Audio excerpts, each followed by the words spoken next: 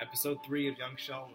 This was Poker, Faith, and Eggs. I'm also on my 14th listen of Music for 18 Musicians by Steve Reich. Sort of a, in the same era of the New York avant-garde scene that John Cage from, but, it's maybe about 10 years later. Definitely highly inspired by the work of John Cage in his sort of strange, what they would call neoclassical sort of perspective while making extremely avant-garde music. However, Steve Reich relied more on musical textures, simplicity, minimalism. Often he is considered the godfather of minimalism, with this being considered his magnum opus. I myself have had many sort of semi-spiritual experiences listening to this record, listening to how he builds using the 18 musicians and the very simple ideas that are all very, very, he finds limitlessness within limitation.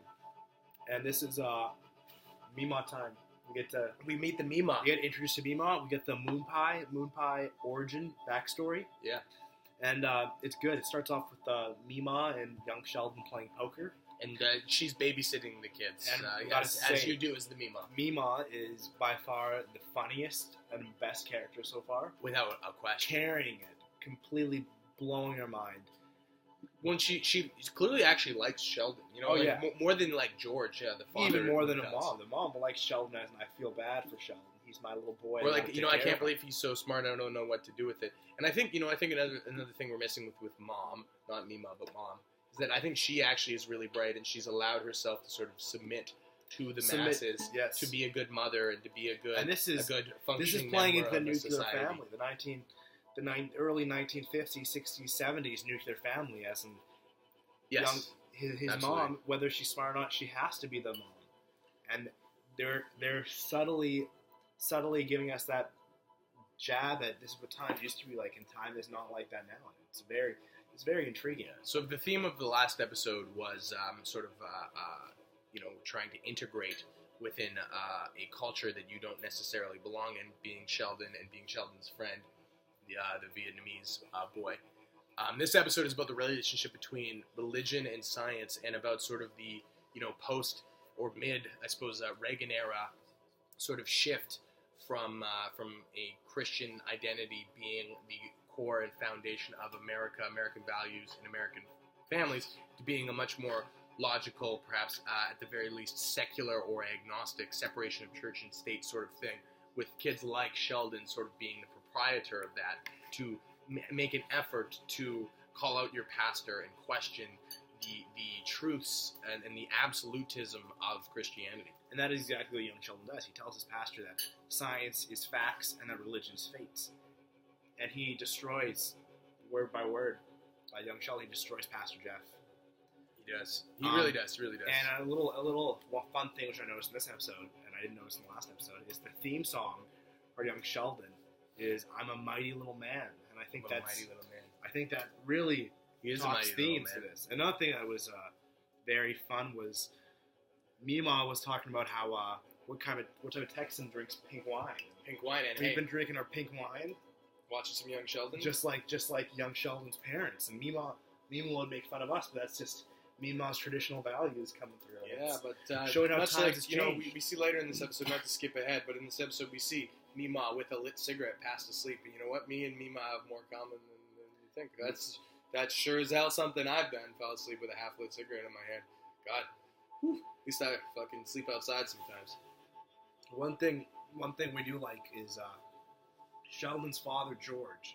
Remember his name, George, from the last episode? Yeah. He said George like 30 times. He has a heart attack.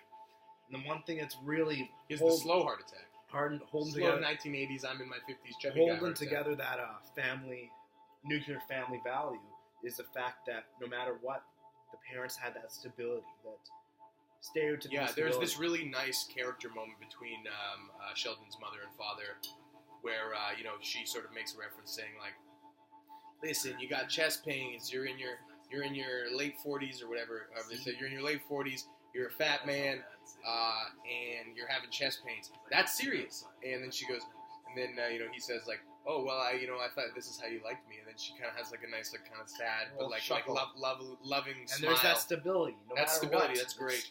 They're married and they love each other, and they're good Christian values. Yeah. And But this is something I did want to get into about the Christian values, is that this show, I think, kind of is, just considering it's, it's 2017, the show's airing, and it's airing on a network and appealing to the largest possible audience it can. The show's a runaway success. I could see here that it was viewed by 12 million people, which is very high for the current network television, especially in the Netflix, Amazon I think Prime when you're making a prequel to a show as well renowned as The Big Bang Theory, you would expect that.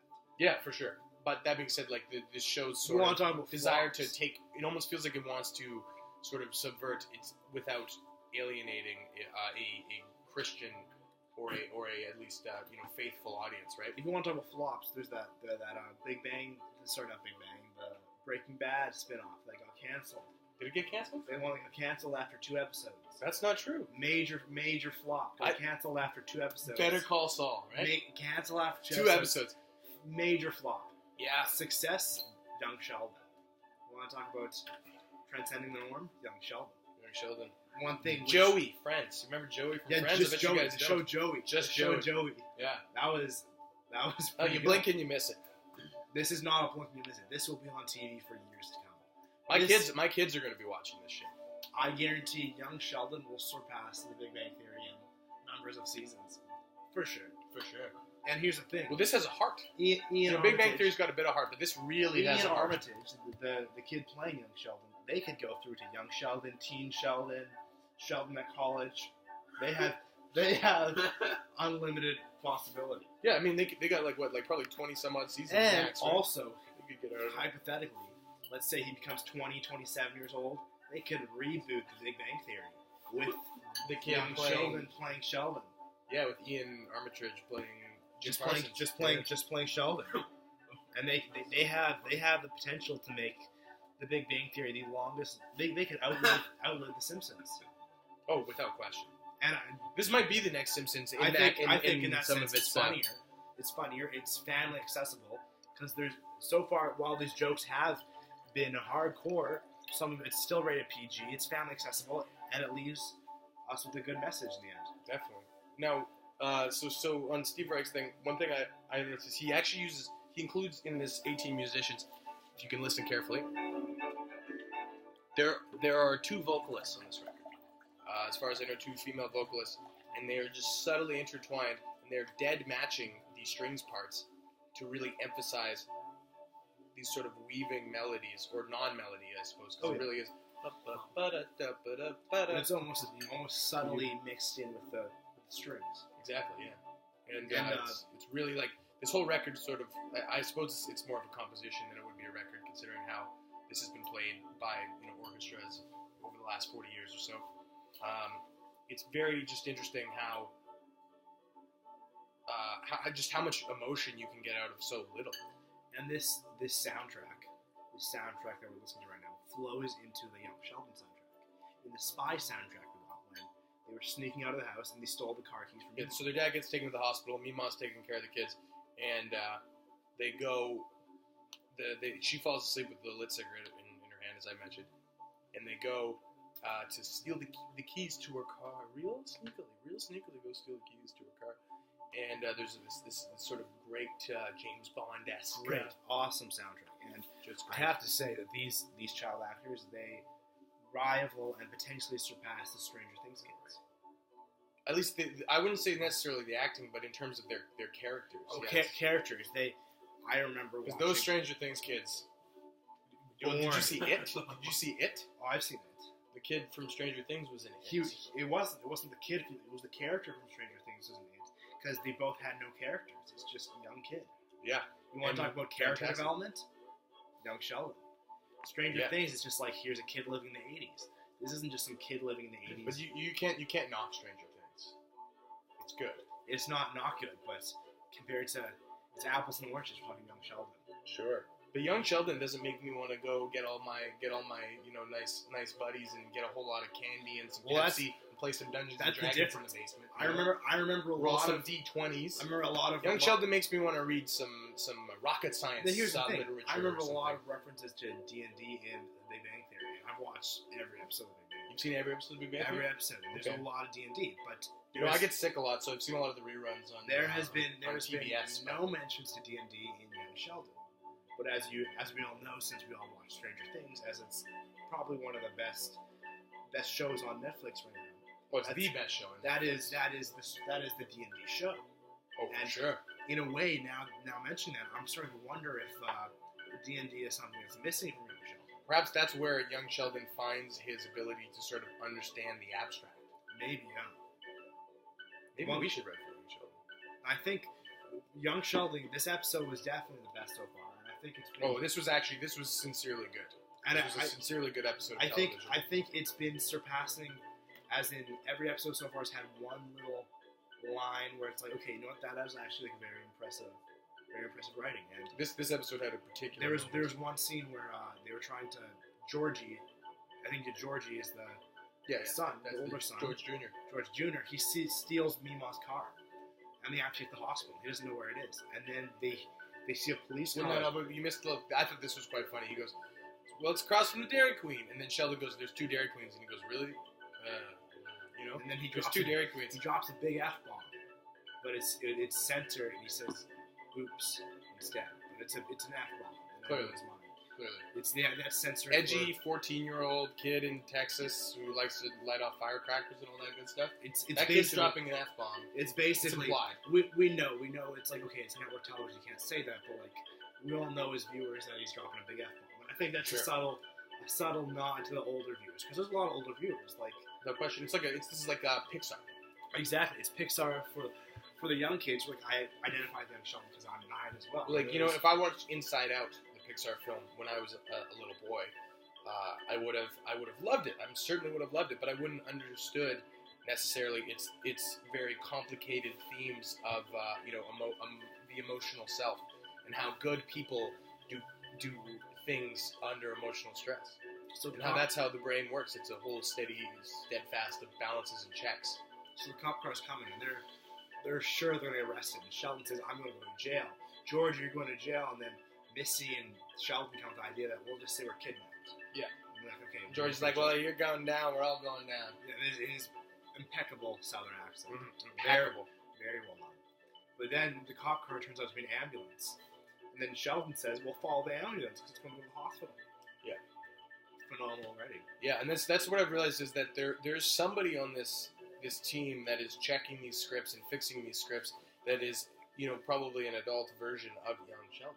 Probably just Sheldon. Maybe it might just be Jim Parsons. Maybe it is Jim Parsons is probably the executive producer. Yeah, he is. I'm certain he's definitely picking up a paycheck for this. The one I really like Jim Parsons. I think he's a very charismatic wholesome guy. Wholesome, charismatic. I think the talented. The modern Sheldon character is one of the most heartwarming and enjoyable characters that people just relate to. Well, and I think that he, the character of Sheldon has helped shift the culture to. Sort of allow these sort of nerds are cool. Nerds are cool. I used to know. You know what? On that, I'm gonna pour you up the last of this here. All right. I used to not wear my glasses until Big Bang Theory came out, because I felt like a loser. And then after watching Sheldon, I hope we get at least a Leonard cameo, or maybe like Howard, some sort of cameo. I would love that. I hope we might be saving that for season 2. I don't know yet. Maybe just later in the season. Maybe the ratings start dropping a bit, and then they go like, okay, let's pull it back up. And then I think that would be. If there's one thing I like that nostalgia. I like when TV shows and movies, especially new Star Wars, I like when it rehashes the old story. That's what I liked. I liked the Big Bang Theory, and I just want to see it again. Yeah. So I want all those characters to come back, and I want little kid versions of everybody. Little kid Penny. Even though she won't know any of the people, we should just cut to scenes of Penny as a little kid. For sure. I think that's what we need. Yeah. And, much like Steve Reich's Music for 18 Musicians and Young Sheldon, you'll find within these two things that if you have, a couple good ideas and you just let them breathe and you fill it with a nice cast of talented and willing and open-minded people, you can just let it breathe out and become something grander than it is based on only a few good, solid ideas. And, I think Young Sheldon actually subscribes in a lot of ways to the musical theory of, sort of postmodern minimalism. Oh, yeah. And with that, I want to say thank you, Big Bang Theory, for making nerds cool. You got anything else to say? All I want to say is, while this was a good episode, one thing I didn't like was that Young Sheldon, he prays. He prays to Pascal, a mathematician. Blaise Pascal, yeah. Because his theory was either God exists or he doesn't, and there's more benefit if God does exist because you go to heaven, right? So there's more worth. Yes, it's believing in God. You have everything to gain if you're right, and nothing to lose if you're wrong. And that's very potent. So that's like minimalism. You know what I mean? Yeah, exactly. If your one idea is not good, if you have everything to believe in it, nothing to not. Exactly. And if Reich didn't believe in this wouldn't exist. So he had everything to gain from making this album. Which on that side of the coin, we'll flip it over to young Sheldon. Sheldon had everything to gain for praying, and then Sheldon's mom comes in and says, "Our prayers have been answered, and George is fine. He's going to be okay." So Sheldon has this character arc where he ends up saying, "Okay, maybe religion isn't that bad." But then at the very end of the episode, it falls down, which I found irritating from as in he destroys Pastor Jeff once again at church, and that's how the episode ends. But I think that's to keep the atheistic audience, kind of because as we know, we're all atheists. I'm an atheist.